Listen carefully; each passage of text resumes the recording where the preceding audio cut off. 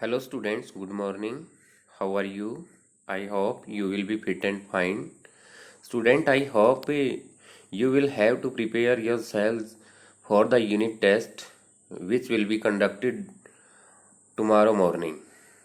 Students, we have completed our three lessons in the last videos. Today we will start our fourth lesson, the making of laws. At first, we will read about its important points. First is in ancient India there were many overlapping local laws. जब पुराना India था तो यहाँ पर overlapping local laws होते थे, यानी कि बहुत सारे स्थानीय कानून होते थे. Different communities enjoyed different degrees of autonomy in administration these laws. यहाँ पर क्या होता था, डिफरेंट कम्युनिटीज अपने तरीके से अपने हिसाब से स्वशासन करती थी. एटोनमी क्या होती है, स्वशासन. और एडमिनिस्ट्रिंग दीज लॉज इसका मतलब होता है इन कानूनों का यूज करती थी प्रशासन को चलाने में. यानी कि डिफरेंट कम्युनिटीज अपना स्वशासन चलाने के लिए या अपने प्रशासन को चलाने के लिए इन ओवरलैपिंग लोकल लॉज का यूज करते थे. नेक्स्ट पॉइंट दिया है, some scholars believe that the British colonialist introduce the rule of law in India. तो सम स्कॉलर्स बिलीव, कुछ विद्वानों का मानना था कि जो ब्रिटिश कॉलोनियलिस्ट हैं, कॉलोनियलिस्ट का मतलब होता है उपनिवेशक, यानी कि उपनिवेशवाद जो होता है उसको चलाने वाले. तो British colonialist introduce the rule of law in India. तो इंडिया में कानून का जो शासन है वो किसने इंट्रोड्यूस किया था, ब्रिटिश कॉलोनियलिस्ट ने. Our constitution serves as the foundation on which the members in the parliament make laws for the country. और हमारा कॉन्स्टिट्यूशन क्या करता है, सर्व्स एज द फाउंडेशन, एक ऐसा फाउंडेशन तैयार करता है on which the members in the parliament make laws for the country, कि मेंबर्स ऑफ पार्लियामेंट जो हैं वो हमारे देश में कानूनों का निर्माण करेंगे या कानून बनाएंगे. आप देखते भी हैं हमारे यहाँ कानून कौन बनाता है, पार्लियामेंट बनाती है. पार्लियामेंट में कौन है, लोकसभा और राज्यसभा, टू हाउसेज है. टू हाउसेज के मेंबर्स मिलकर के क्या करते हैं, मेकिंग ऑफ लॉज.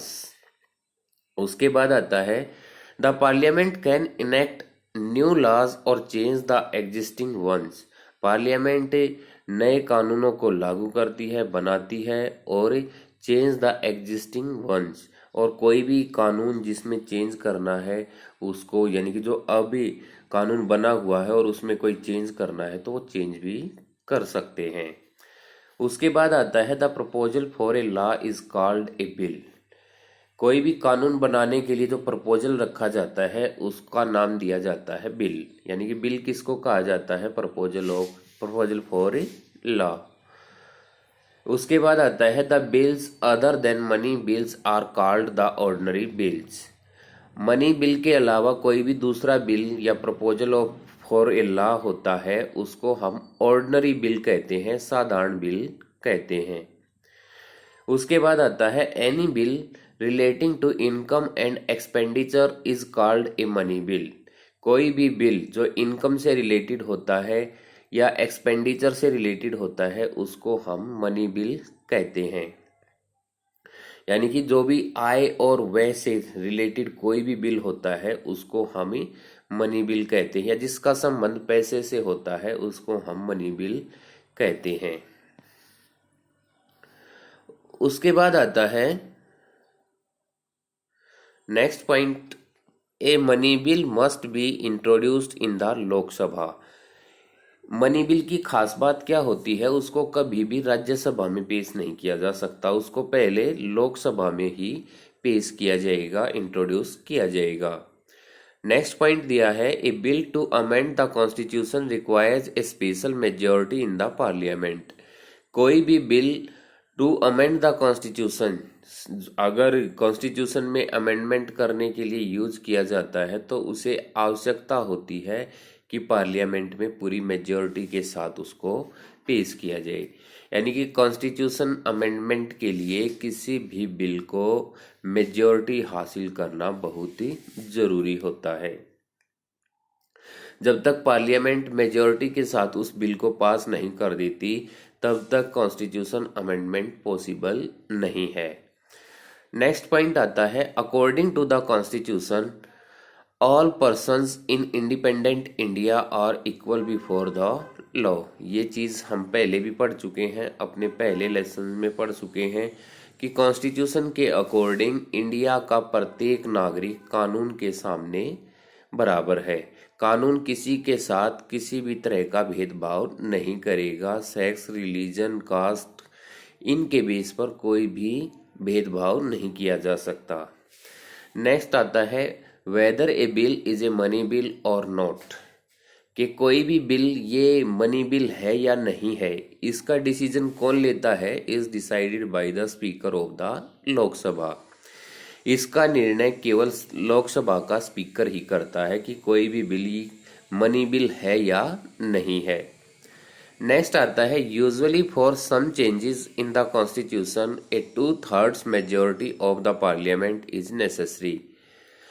आमतौर पर क्या होता है, कुछ कॉन्स्टिट्यूशन में कोई भी बदलाव लाने के लिए 2/3 मेजॉरिटी जो है वो पार्लियामेंट की जरूरी होती है। यानी कि 2/3 बहुमत जरूर चाहिए पार्लियामेंट में अगर कॉन्स्टिट्यूशन में कोई भी चेंज लेकर के आना है, कोई भी अमेंडमेंट करना है तो।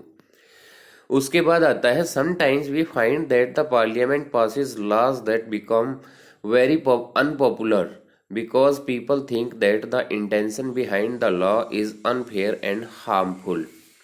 कई बार क्या होता है कि हम पाते हैं कि पार्लियामेंट कुछ ऐसे कानून पास कर देती है जिससे वो मतलब अनपॉपुलर हो जाते हैं।